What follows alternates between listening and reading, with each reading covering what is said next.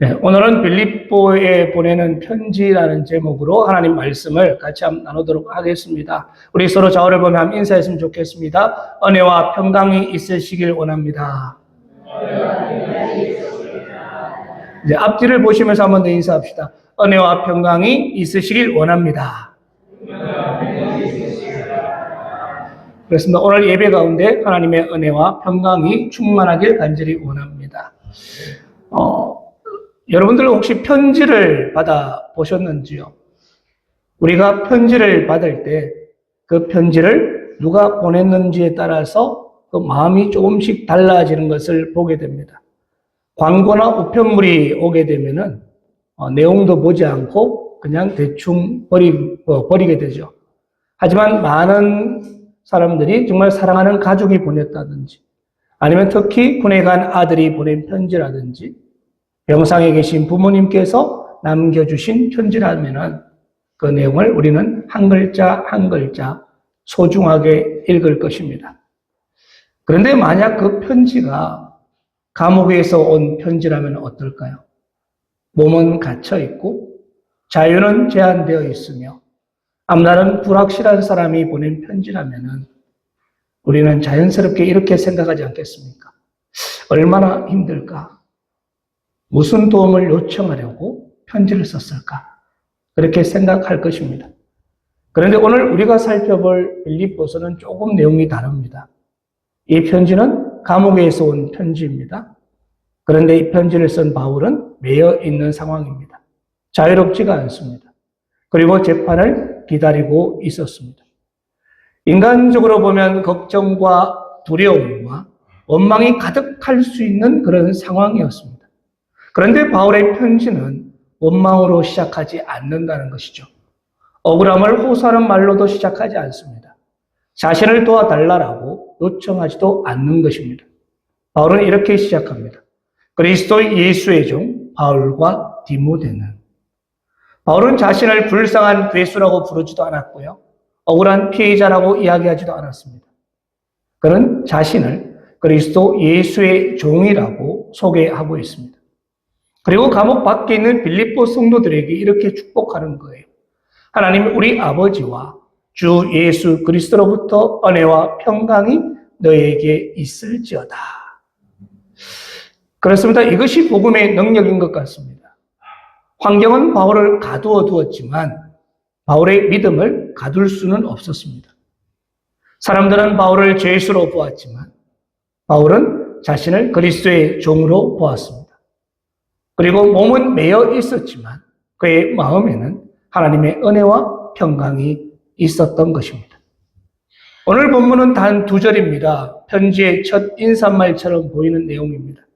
그러나 이 짧은 말씀 속에는요, 빌립보서 전체를 여는 중요한 신앙 고백이 담겨 있습니다. 그래서 오늘 우리는 이 말씀을 3가지로 살펴보려고 합니다. 첫 번째는 이 편지를 보내는 사람은 누구인가? 그리고 2번째는 이 편지를 받는 사람은 또 누구인가? 3번째는 바울은 그들에게 무엇을 빌어주고 있는가? 그들에게 빌어주는 복은 무엇인가 하는 것입니다. 먼저 첫 번째입니다. 이 편지를 보내는 사람은 누구인가입니다. 1절 말씀을 보면 그리스도 예수의 종 바울과 디모데는 이라고 시작합니다. 먼저 이 편지를 보내는 사람이 나오고 있습니다. 바울과 디모데는. 이 본문만 보면은 바울과 디모데가 함께 이 빌립보서를 썼는 것처럼 보일 수도 있습니다. 하지만 빌립보서 전체를 보면은 실제 빌립보서를 쓴 저자는 바울인 것을 알 수가 있죠.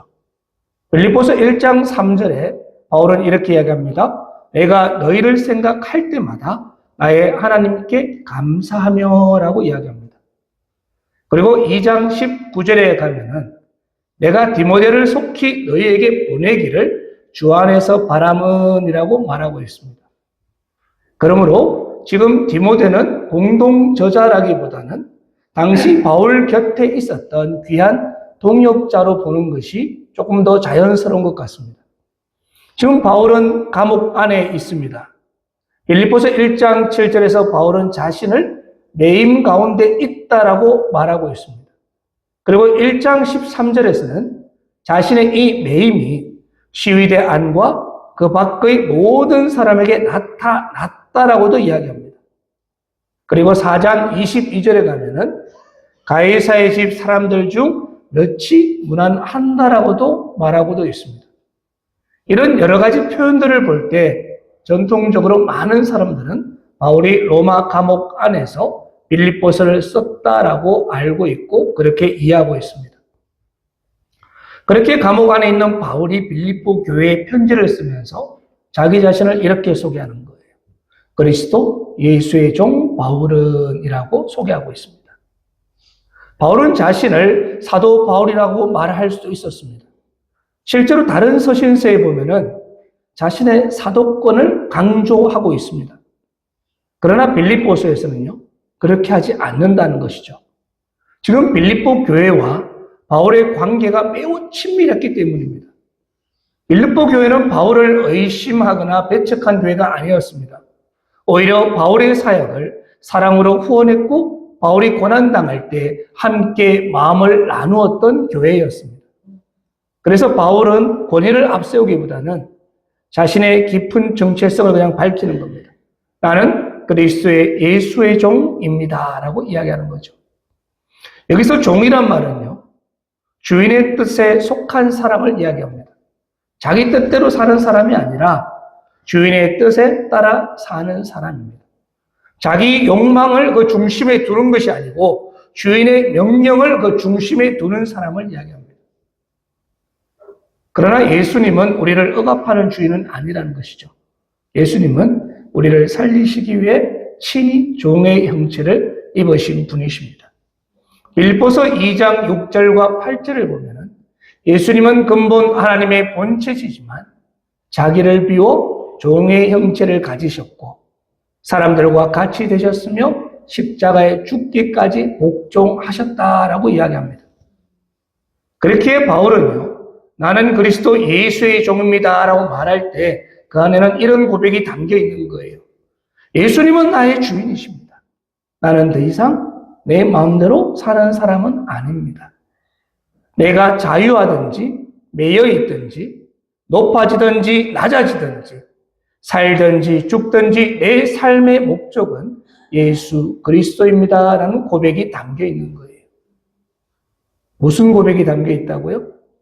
예수님이 나의 주인이고 이제는 내 마음대로 사는 것이 아니고 내가 살든지 죽든지 높든지 낮아지든지 내 삶의 목적은 예수 그리스도입니다 라는 고백이 담겨 있습니다.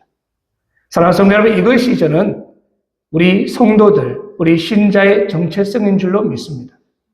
우리가 예수님을 믿는다고 이야기하면서 여전히 내가 주인이 되려고 할 때가 우리는 많지가 않습니다. 내 계획이 무너지면 원망하고요. 내 뜻대로 되지 않으면 하나님께 서운해하고 내 자존심이 상하게 되면 쉽게 분노합니다. 그러나 바울은요, 감옥 안에서 자신의 정체성을 잃지 않았다는 것이죠. 그는 환경의 종이 아니었습니다. 사람들의 평가의 종도 아니었습니다. 두려움의 종도 아니었습니다. 그는 예수 그리스도의 종이었습니다. 우리도 살다 보면 감옥과 같은 시간을 만날 때가 있습니다. 몸은 밖에 있어도 마음이 갇힐 때가 있고요. 사람과 관계에서 뭔가에 갇힐 때가 있고 염려에 갇히고 걱정과 두려움에 갇히게 되고 경제적인 문제나 질병, 상처에 갇힐 때가 있습니다. 그때 우리는 고백하는 것이 참 중요한데요. 나는 불행한 사람입니다. 나는 실패한 사람입니다. 나는 아무것도 할 수 없는 사람입니다라고 고백하는 것이 아니라 우리는 믿음의 고백을 하는 거예요. 나는 그리스도 예수께 속한 사람입니다. 나는 주님의 종입니다. 내 형편이 막혀 있고 내 어려움이 있다고 할지라도 하나님의 뜻은 막히지 않습니다. 하나님이 인도하실 줄 믿습니다라고 고백하는 것입니다. 그리고 그렇게 된다면 우리 질문도 조금 달라져야 될 줄로 믿습니다. 하나님, 제게 왜 이런 일이 생겼습니까? 하나님, 저는 왜 이런 어려움을 경험해야 합니까? 라고 고백하는 것이 아니라 거기서 더 나아가서 우리는 주님, 이 상황 속에서 제가 어떻게 주님을 섬기면 되겠습니까? 주님, 이 어려움 속에서 제가 어떻게 복음의 사람으로 살아갈 수 있습니까? 주님, 나를 통하여 지금 하시려고 하시는 일은 무엇입니까? 라고 묻는 것이죠.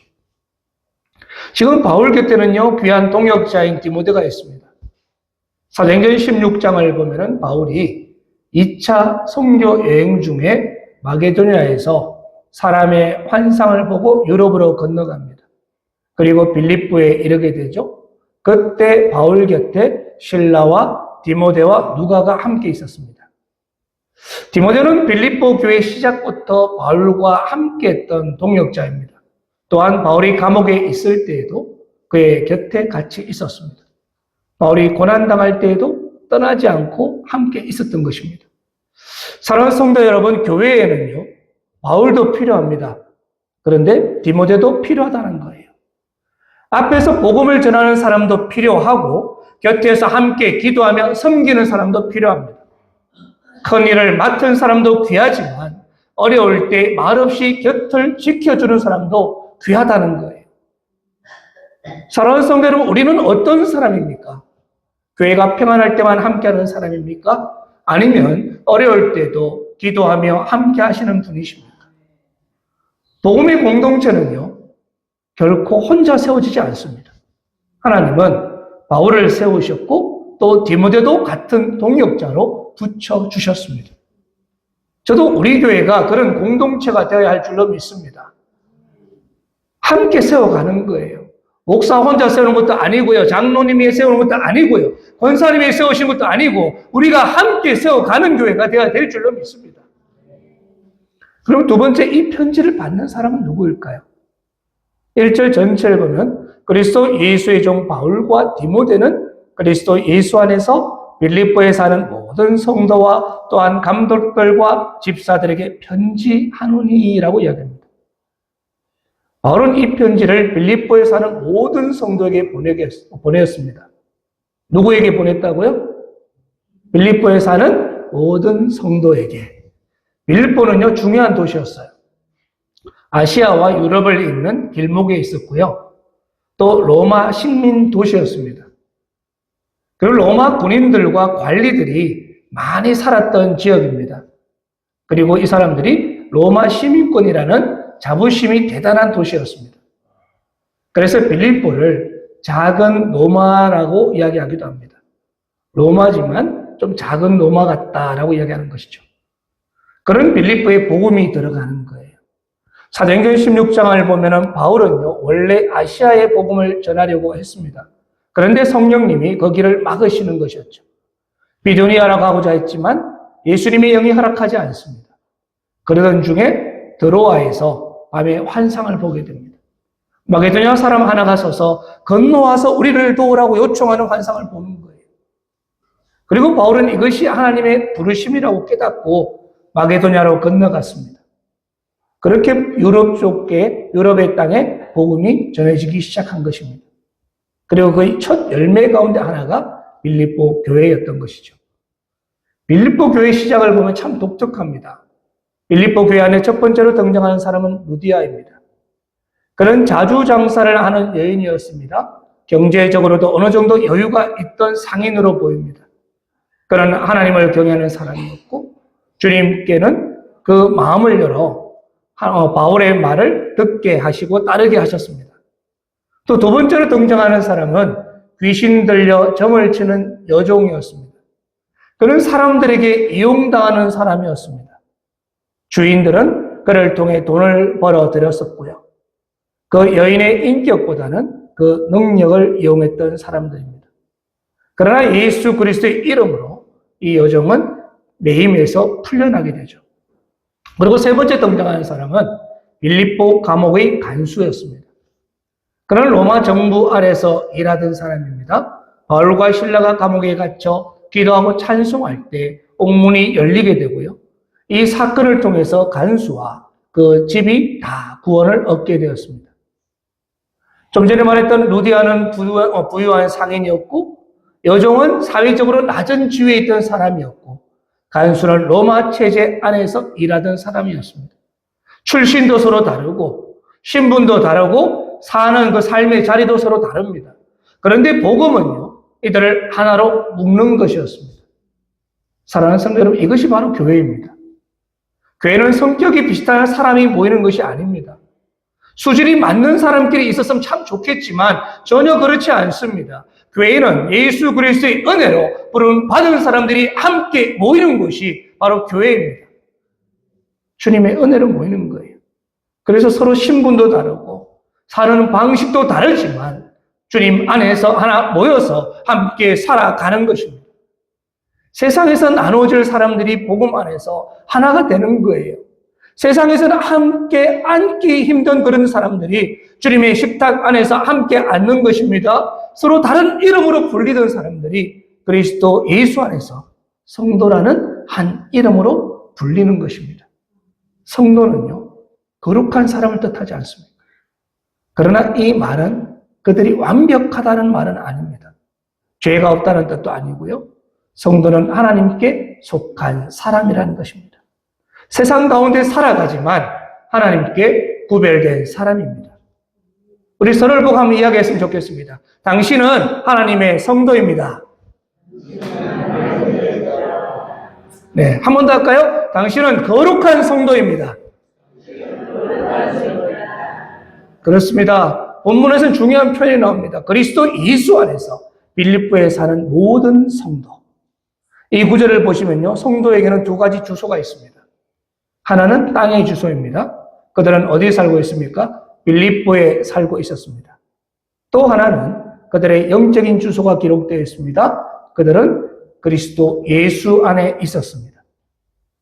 사랑하는 성도 여러분, 우리는요, 이것이 그대로 우리에게도 적용된다는 것이죠.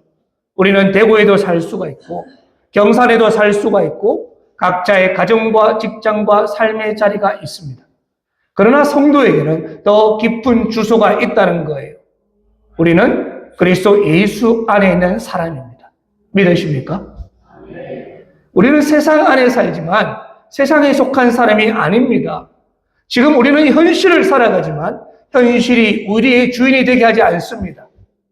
우리는 가정과 일터와 사회 속에서 살아가지만 그 모든 자리에서 예수님의 사람으로 살아가야 합니다. 성도라는 이름에는요, 은혜와 책임이 포함되어 있습니다. 우리가 거룩해서 성도가 된 것이 아닙니다. 하나님이 그리스도 안에서 우리를 구별해 주셨기 때문에 우리가 성도가 된 것입니다. 그러나 성도가 되었기 때문에 이제는 우리는 성도답게 살아가야 한다는 거예요. 베드로전서 1장 15절과 16절은 기록합니다. 오직 너희를 부르신 거룩한 이처럼 너희도 모든 행실에 거룩한 자가 되라. 기록되었을 때 내가 거룩하니 너희도 거룩할지어다 하셨느니라. 아멘. 오늘날 세상은요, 죄에 대해서 점점 무감각해지고 있습니다. 부정직한 것을 지혜라고 이야기하고요. 음란한 것을 자유라고 이야기합니다. 자기 중심적인 삶을 각자의 개성이라고 표장합니다. 그런데 문제는 우리 성도들까지 이런 문화에 너무 쉽게 익숙해진다는 거예요. 처음에는 불편했던 죄가 반복되면은 익숙해지고요. 처음에는 마음에 찔렸던 일들이 반복되면은 무뎌집니다. 그리고 처음에는 회개했던 일이 어느 순간에는 변명이 되고 핑계가 되는 거예요. 그렇기 때문에 우리는 다시 한번 우리에게 물어보는 것입니다. 나는 정말 그리스도 예수 안에 있는 사람답게 살고 있는가? 내 말과 행동에서 성도의 향기가 드러나고 있습니까? 내 가정과 교회와 일터에서 정말 예수님께 속한 사람으로 구별되어 있습니까? 저와 여러분이 거룩한 성도로서 구별되기를 간절히 원합니다. 바울은 또 감독과 집사들을 언급하는데요. 이것은 빌립보 교회 안에 이미 교회의 질서가 또 직분이 세워져 있다는 이야기죠. 감독은 교회를 돌보는 지도자를 가리키고 집사는 실제적인 섬김과 봉사를 맡은 사람을 이야기합니다. 그런데 중요한 것은 바울이 모든 성도를 먼저 이야기하고 뒤에 감독과 집사들을 이야기하는 거예요. 그것은 직분자들이 교회 위에 군림하는 사람이 아니라 성도들 가운데 세워진 섬김의 사람이라는 것을 보여줍니다. 우리는 일반적으로 뭔가를 표현할 때 좀 높은 직분에 있는 사람, 좀 귀한 사람을 먼저 소개하지 않습니까? 근데 바울은 반대로 이야기했다는 거예요. 그것은 교회의 직분은요, 명예가 아니고 권력도 아니라는 것입니다. 사람 위에 서는 자리도 아닙니다. 직분은 섬기는 자리인 줄로 믿습니다. 감독이든 집사든 목회자든 성도든 모두가 그리스도 안에 있는 사람들입니다. 직분은 다르지만 주인은 한 분이라는 거예요. 사명은 다르지만 목적은 동일합니다. 교회가 그리스도의 몸으로 든든히 세워지는 것입니다. 우리가 그렇게 부름받았고 쓰임받는 줄로 믿습니다. 세 번째, 바울은요, 그들에게 빌어주는 복이 있습니다. 2절을 보니까요, 하나님 우리 아버지와 주 예수 그리스도로부터 은혜와 평강이 너에게 있을지어다. 바울은 빌립보 교회에 무엇을 빌어주고 있습니까? 은혜와 평강을 빌어주는 거예요. 이건 단순한 인사말이 아니었습니다. 복음의 핵심이 담겨있는 축복입니다. 은혜는요, 하나님께서 값없이 베푸시는 사랑입니다. 받을 자격이 없는 사람에게 주시는 하나님의 호의라는 것이죠. 죄인을 용서해 주시고 죽은 자를 살리시고 소망 없는 자에게 새 생명을 주시는 하나님의 선물입니다. 우리는 은혜로 구원받았지 않습니까? 은혜로 죄사함을 받았습니다. 우리는 은혜로 하나님의 자녀가 되었습니다. 지금 우리가 이렇게 살아가는 것도 하나님의 은혜인 줄로 믿습니다. 사랑하는 성도 여러분, 신앙생활에서 은혜를 잃어버리면 어떻게 될까요? 우리가 은혜를 잃어버리게 되면요, 모든 것이 무거워집니다.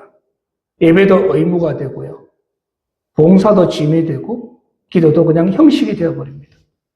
자꾸 뭔가 불평이 나오고 불만이 나오는 거예요. 짜증이 나기 시작합니다. 그러나 은혜가 회복이 되면 달라지는 것이죠. 예배 드릴 수 있는 것이 감사하고 봉사할 수 있는 것이 기쁨이 되고 기도하는 것이 하나님 앞에 나아가는 특권이 되는 줄로 믿습니다. 은혜를 아는 사람은요, 교만할 수가 없습니다. 왜 그럴까요? 내가 잘나서 구원받은 것이 아니지 않습니까? 은혜를 아는 사람은 절망하지도 않습니다. 왜요? 내 부족함보다는 하나님의 사랑이 더 크다는 것을 알기 때문입니다. 은혜를 아는 사람은 다른 사람에 대해서 함부로 판단하지도 않습니다. 이야기하지도 않습니다. 왜 그렇습니까? 나도 용서받은 죄인이기 때문입니다. 그리고 바울은요, 지금 빌립보 교회에 평강을 빌어줍니다. 평강은 단순히 마음이 편안한 상태를 말하는 것이 아닙니다.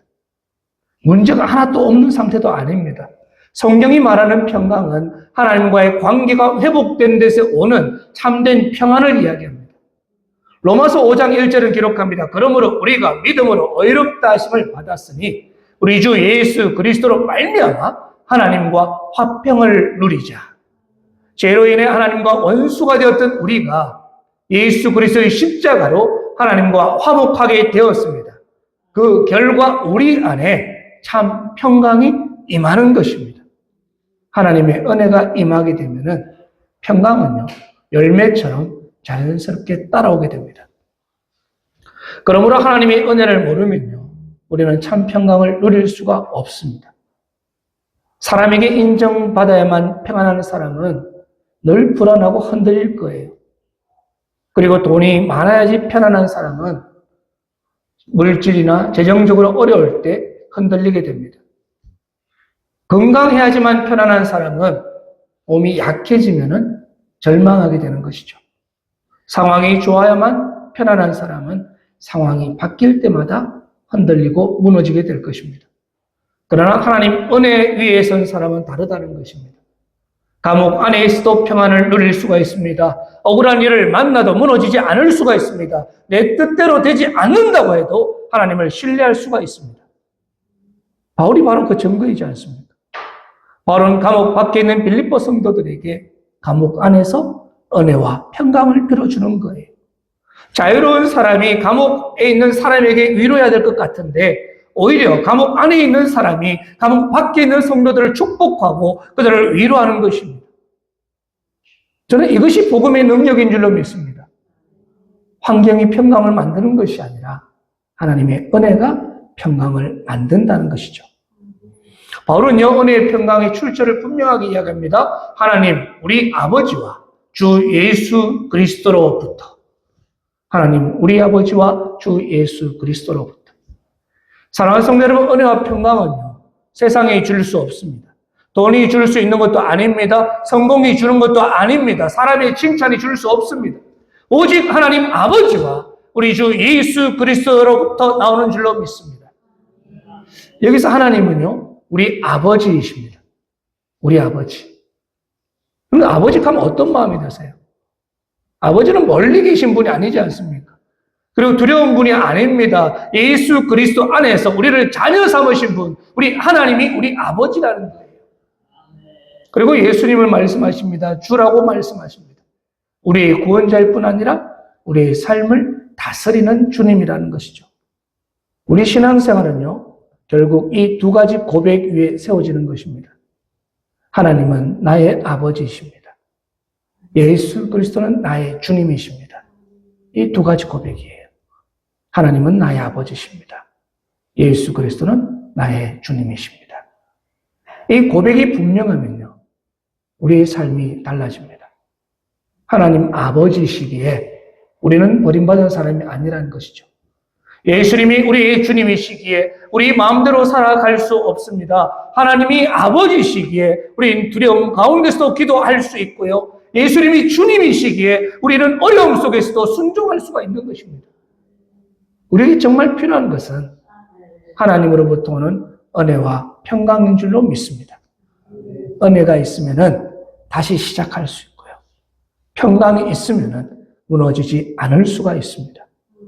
말씀을 맺습니다. 사랑하는 성도 여러분, 오늘 본문은요, 단순한 인사말처럼 보입니다. 그러나 그 안에는 신자의 정체성과 교회의 본질과 복음의 축복이 담겨 있습니다. 바울은 자신을 그리스도 예수의 종이라고 소개했습니다. 그리스도 예수의 종. 사랑하는 성도 여러분, 우리도 스스로 한번 물어보았으면 좋겠습니다. 나는 누구의 사람입니까? 욕심의 종입니까? 아니면 사람 평가의 종입니까? 두려움의 종입니까? 그것이 아니라면 그리스도 예수의 종이십니까? 바울은 빌립보 성도들을 그리스도 예수 안에 있는 성도들이라고 불렀습니다. 우리도 세상 속에 살고 있지만 그리스도 안에 있는 사람들입니다. 그러므로 우리는 성도답게 살아야 할 줄로 믿습니다. 말과 행동에서, 내가 하는 선택과 관계 속에서 거룩함을 회복해야 합니다. 거룩함이 드러나야 합니다. 거룩하게 살아가야 합니다. 바울은요, 그들에게 또 은혜와 평강을 빌어줍니다. 우리에게 정말 필요한 것도 이것입니다. 더 많은 소유보다 하나님의 은혜가 필요하고요. 더 좋은 환경보다 주님이 주시는 평강이 필요한 줄로 믿습니다. 바울은요, 빌립보서는 지금 감옥에서 시작된 편지이지 않습니까? 그러나 그 안에는 기쁨이 있어요. 지금 본인이 매임 가운데 쓴 편지이지만 어떻습니까? 그 안에는 자유가 있고요. 고난 속에서 나온 말씀이지만 그 안에는 은혜와 평강이 흐르고 있다는 거예요. 오늘 우리의 삶도 그럴 수 있습니다. 상황이 좋아서 감사하는 것이 아니라 하나님의 은혜가 있기에 감사할 수 있고요. 문제가 없어서 평안한 것이 아니라 주 예수 그리스도 안에 있기 때문에 평강을 누릴 수가 있습니다. 내 뜻대로 이루어져서 기쁜 것이 아니라 주님의 뜻 안에 있기 때문에 소망을 가질 수가 있다는 것입니다. 사랑하는 성도 여러분, 우리 모두가 다시 한번 고백했으면 좋겠습니다. 주님, 나는 주님의 사람입니다. 나는 그리스도 예수 안에 있는 성도입니다. 내 삶에 하나님의 은혜와 평강이 필요합니다. 이제 내 뜻이 아니라 주님의 뜻을 따라 살게 하여 주시옵소서. 우리 같이 한번 고백해 볼까요? 주님, 나는 주님의 사람입니다. 나는 그리스도 예수 안에 있는 성도입니다.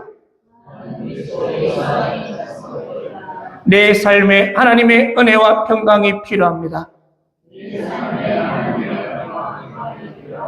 이제 내 뜻이 아니라 주님의 뜻에 따라 살게 하여 주시옵소서.